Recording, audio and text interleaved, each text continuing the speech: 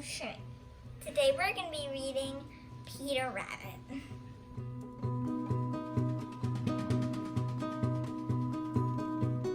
Oopsie daisy, mommy, I'm sorry I'm so wild. That's okay, my precious little child. Hi, it's me, Daisy. Welcome to Oopsie Daisy Kids Story Time. And I'm Blue, and this is Benjamin Bunny. Hi, kids. I smell a cat. Do you guys see a cat? I gotta go. Bye. The Classic Tale of Peter Rabbit by Beatrix Potter, illustrated by Charles Santore. Once upon a time, there were 4 little rabbits, and their names were Flopsy, Mopsy, Cottontail, and Peter.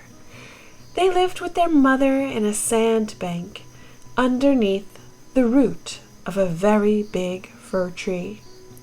"Now, my dears," said old Mrs. Rabbit one morning, "you may go into the fields or down the lane, but don't go into Mr. McGregor's garden. Your father had an accident there. He was put in a pie by Mrs. McGregor. Now run along and don't get into mischief. I am going out."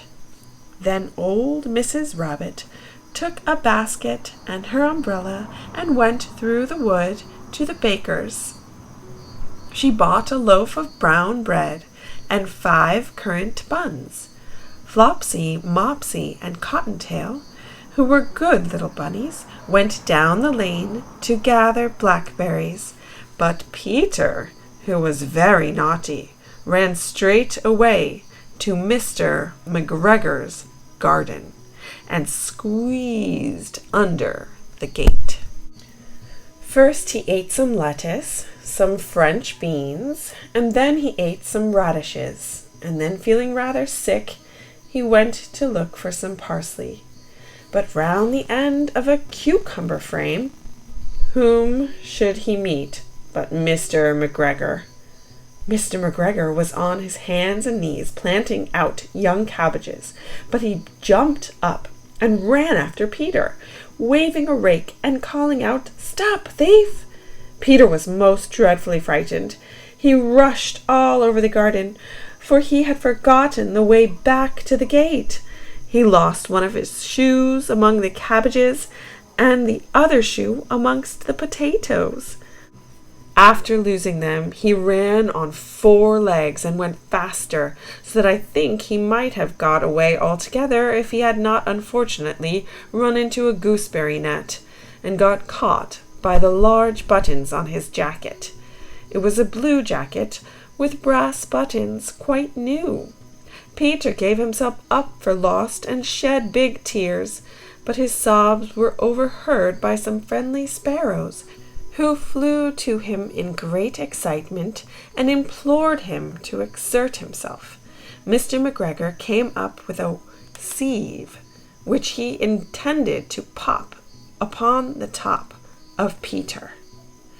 But Peter wriggled out just in time, leaving his jacket behind him, and rushed into the tool shed and jumped into a can. It would have been a beautiful thing to hide in if it had not had so much water in it. Mr. McGregor was quite sure that Peter was somewhere in the tool shed, perhaps hidden underneath a flower pot. He began to turn them over carefully, looking under each. Presently, Peter sneezed. Kerchoo! Mr. McGregor was after him in no time, and tried to put his foot upon Peter, who jumped out of a window, upsetting 3 plants. The window was too small for Mr. McGregor, and he was tired of running after Peter. He went back to his work. Peter sat down to rest. He was out of breath and trembling with fright, and he had not the least idea which way to go. Also, he was very damp with sitting in that can. After a time he began to wander about, going lippity, lippity, not very fast, and looking all around. He found a door in a wall, but it was locked, and there was no room for a fat little rabbit to squeeze underneath. An old mouse was running in and out over the stone doorstep, carrying peas and beans to her family in the wood. Peter asked her the way to the gate, but she had such a large pea in her mouth that she could not answer. She only shook her head at him. Peter began to cry. Then he tried to find his way straight across the garden, but he became more and more puzzled. Presently he came to a pond where Mr. McGregor filled his water cans. A white cat was staring at some goldfish. She sat very, very still, but now and then the tip of her tail twitched as if it was alive. Peter thought it best to go away without speaking to her. He had heard about cats from his cousin, little Benjamin Bunny. He went back towards the tool shed, but suddenly, quite close to him, he heard the noise of a hoe. Scritch, scratch, scratch, scritch. Peter scuttered underneath the bushes, but presently, as nothing happened, he came out and climbed upon a wheelbarrow and peeped over. The first thing he saw was Mr. McGregor hoeing onions. His back was turned towards Peter, and beyond him was the gate. Peter got down very quietly off the wheelbarrow and started running as fast as he could go along a straight walk behind some blackcurrant bushes. Mr. McGregor caught sight of him at the corner, but Peter did not care. He slipped underneath the gate and was safe at last in the wood outside the garden. Mr. McGregor hung up the little jacket and the shoes for a scarecrow to frighten the blackbirds. Peter never stopped running or looked behind him till he got home to the big fir tree. He was so tired that he flopped down upon the nice soft sand on the floor of the rabbit hole and shut his eyes. His mother was busy cooking. She wondered what he had done with his clothes. It was the second little jacket and pair of shoes that Peter had lost in a fortnight. I am sorry to say that Peter was not very well during the evening. His mother put him to bed and made him some chamomile tea, and she gave a dose of it to Peter, 1 tablespoon to be taken at bedtime. But Flopsy, Mopsy, and Cottontail had bread and milk and blackberries for supper. The Tale of Benjamin Bunny. One morning, a little rabbit sat on a bank. He pricked his ears and listened to the trit-trot of a pony.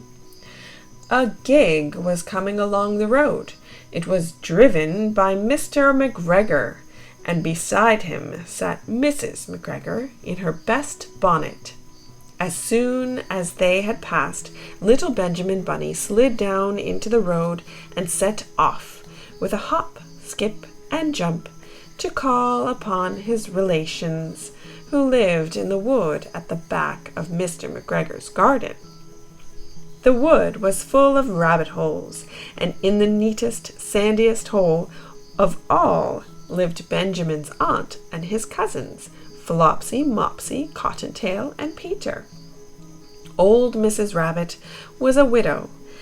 She earned her living by knitting rabbit wool mittens and muffetees. I once bought a pair at a bazaar. She also sold herbs and rosemary tea and rabbit tobacco, which is what we call lavender. Little Benjamin did not very much want to see his aunt. He came round the back of the fir tree and nearly tumbled upon the top of his cousin Peter. Peter was sitting by himself. He looked poorly and was dressed in a red cotton pocket handkerchief. "Peter," said little Benjamin in a whisper, "what has got your clothes?" Peter replied, "The scarecrow in Mr. McGregor's garden," and described how he had been chased about the garden and had dropped his shoes and coat. Little Benjamin sat down beside his cousin and assured him that Mr. McGregor had gone out in a gig, and Mrs. McGregor also, and certainly for the day, because she was wearing her best bonnet. Peter said he hoped that it would rain. At this point, old Mrs. Rabbit's voice was heard inside the rabbit hole, calling, "Cottontail, Cottontail, fetch some more chamomile." Peter said he thought he might feel better if he went for a walk. They went away hand in hand and got upon the flat top of the wall at the bottom of the wood. From here they looked down into Mr. McGregor's garden. Peter's coat and shoes were plainly to be seen upon the scarecrow, topped with an old tam-o'-shanter of Mr. McGregor's. Little Benjamin said, "It spoils people's clothes to squeeze under a gate. The proper way to get in is to climb down a pear tree." Peter fell down head first, but it was of no consequence, as the bed below was neatly raked and quite soft. It had been sown with lettuces. They left a great many odd little footmarks all over the bed, especially little Benjamin, who was wearing clogs. Little Benjamin said that the first thing to do was to get back Peter's clothes, in order that they might be able to use the pocket handkerchief. They took them off the scarecrow. There had been rain during the night. There was water in the shoes, and the coat was somewhat shrunk. Benjamin tried on the tam-o'-shanter, but it was too big for him. Then he suggested that they should fill the pocket handkerchief with onions as a little present for his aunt. Peter did not seem to be enjoying himself. He kept hearing noises. Benjamin, on the contrary, was perfectly at home and ate a lettuce leaf. He said that he was in the habit of coming to the garden with his father to get lettuces for their Sunday dinner. The name of the little Benjamin's papa was old Mr. Benjamin Bunny. The lettuces certainly were very fine. Peter did not eat anything. He said he should like to go home. Presently he dropped half the onions. Little Benjamin said that it was not possible to get back up the pear tree with a load of vegetables. He led the way boldly towards the old end of the garden. They went along a little walk on planks under a sunny red brick wall. The mice sat on their doorsteps cracking cherry stones. They winked at Peter Rabbit and little Benjamin Bunny. Presently, Peter let the pocket handkerchief go again. They got amongst flower pots and frames and tubs. Peter heard noises worse than ever. His eyes were as big as lollipops. He was a step or two in front of his cousin when he suddenly stopped. This is what those little rabbits saw round that corner. Little Benjamin took one look, and then in half a minute, less than no time, he had himself and Peter and the onions underneath a large basket. The cat got up and stretched herself and came and sniffed at the basket. Perhaps she liked the smell of onions. Anyway, she sat down upon the top of the basket. She sat there for 5 hours. I cannot draw you a picture of Peter and Benjamin underneath the basket, because it was quite dark, and because the smell of onions was fearless. It made Peter Rabbit and little Benjamin cry. The sun got round behind the wood, and it was quite late in the afternoon, but still the cat sat upon the basket. At length there was a pitter-patter, and some bits of mortar fell from the wall above. The cat looked up and saw old Mr. Benjamin Bunny prancing along the top of the wall of the upper terrace. He was smoking a pipe of rabbit tobacco. and had a little switch in his hand. He was looking for his son. Old Mr. Bunny had no opinion whatever of cats. He took a tremendous jump off the top of the wall onto the top of the cat and cuffed it off the basket and kicked it into the greenhouse, scratching off a handful of fur. The cat was too much surprised to scratch back. When old Mr. Bunny had driven the cat into the greenhouse, he locked the door. Then he came back to the basket and took out his son Benjamin by the ears and whipped him with the little switch. Then he took out his nephew Peter. Then he took out the handkerchief of onions and marched out of the garden.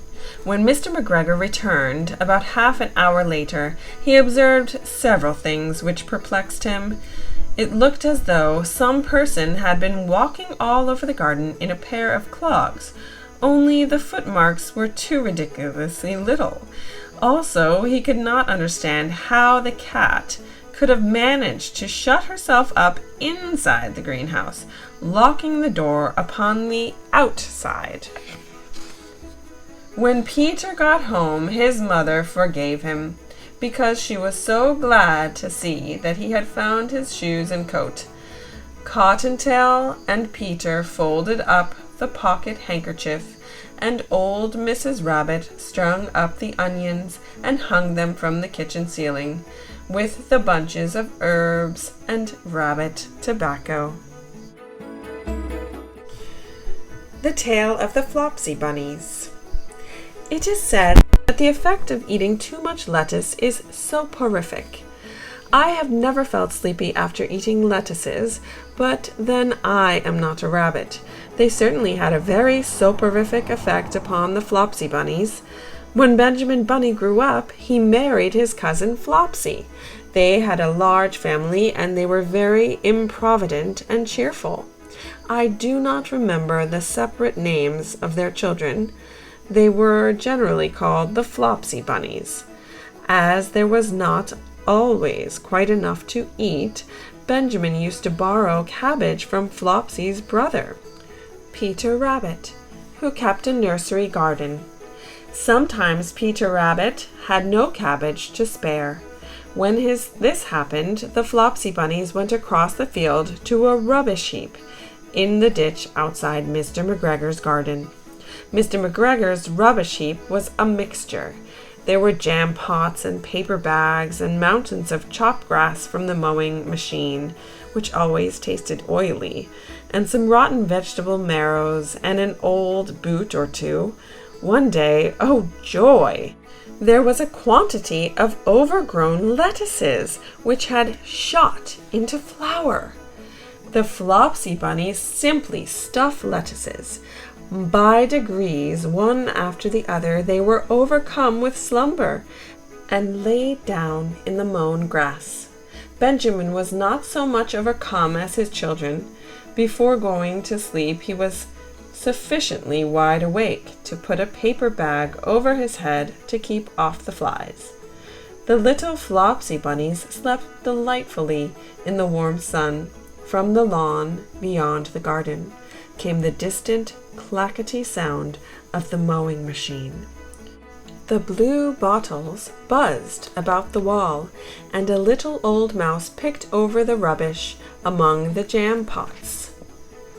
I can tell you her name. She was called Thomasina Tittlemouse, a wood mouse with a long tail. She rustled across the paper bag and awakened Benjamin Bunny. The mouse apologized profusely and said that she knew Peter Rabbit.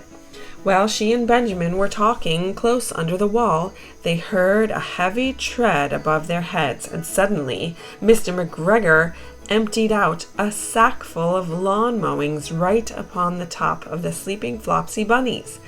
Benjamin shrank down under his paper bag. The mouse hid in a jam pot.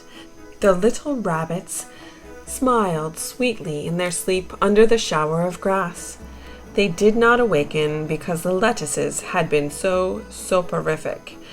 They dreamt that their mother Flopsy was tucking them up in a hay bed. Mr. McGregor looked down upon emptying his sack. He saw some funny little brown tips of ears sticking up through the lawn mowings. He stared at them for some time. Presently a fly settled down on one of them and it moved. Mr. McGregor climbed down onto the rubbish heap.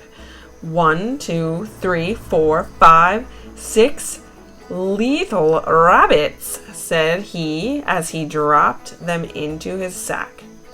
The Flopsy Bunnies dreamt that their mother was turning them over in bed. They stirred a little in their sleep, but still they did not wake up. Mr. McGregor tied up the sack and left it on the wall. He went to put away the mowing machine. While he was gone, Mrs. Flopsy Bunny, who had remained at home, came across the field. She looked suspiciously at the sack and wondered where everyone was. Then the mouse came out of her jam pot, and Benjamin took the paper bag off his head, and they told the doleful tale. Benjamin and Flopsy were in despair. They could not undo the string. But Mrs. Tittlemaus was a resourceful person. She nibbled a hole in the bottom corner of the sack. The little rabbits were pulled out and pinched to wake them. Their parents stuffed the empty sack with 3 rotten vegetable marrows, an old blacking brush, and 2 decaying turnips. Then they all hid under a bush and watched for Mr. McGregor. Mr. McGregor came back and picked up the sack and carried it off. He carried it hanging down as if it were rather heavy. The Flopsy Bunnies followed it a safe distance. They watched him go into his house, and then they crept up to the window to listen. Mr. McGregor threw down the sack on the stone floor in a way that would have been extremely painful to the Flopsy Bunnies if they had happened to have been inside. They could hear him drag his chair on the flags and chuckle. 1, 2, 3, 4, 5, 6 little rabbits, said Mr. McGregor. What's that? What have they been spoiling now? Inquired Mrs. McGregor. 1, 2, 3, 4, 5, 6 little fat rabbits, repeated Mr. McGregor, counting on his fingers. 1, 2, 3. Don't you be silly. What do you mean, you silly old man? In the sack. 1, 2, 3, 4, 5, 6, replied Mr. McGregor. The youngest Flopsy Bunny got upon the windowsill. Mrs. McGregor took hold of the sack and felt it. She said she could feel 6, but they must be old rabbits because they were so hard in all different shapes, not fit to eat, but the skins will do fine to line my old cloak. Line your cloak, shouted Mr. McGregor. I shall sell them and buy myself baccy. Rabbit tobacco. I shall skin them and cut off their heads. Mrs. McGregor untied the sack and put her hand inside. When she felt the vegetables, she became very, very angry. She said that Mr. McGregor had done it on purpose. And Mr. McGregor was very angry too. One of the rotten marrows came flying through the kitchen window and hit the youngest Flopsy Bunny. It was rather hurt. Then Benjamin and Flopsy thought that it was time to go home, so Mr. McGregor did not get his tobacco, and Mrs. McGregor did not get her rabbit skins, but next Christmas, Thomasina Tittlemaus got a present of enough rabbit wool to make herself a cloak and a hood, and a handsome muff, and a pair of warm mittens.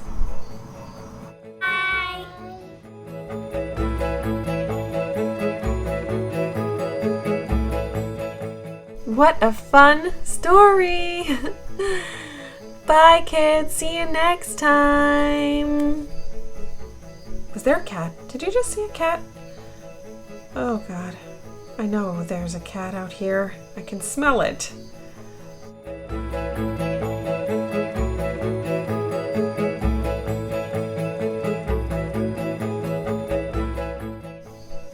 I spoke too soon. here's the cat. Oh, God. Oh, she's pretty nice. Phew, that was a close one. Bye, kiddos.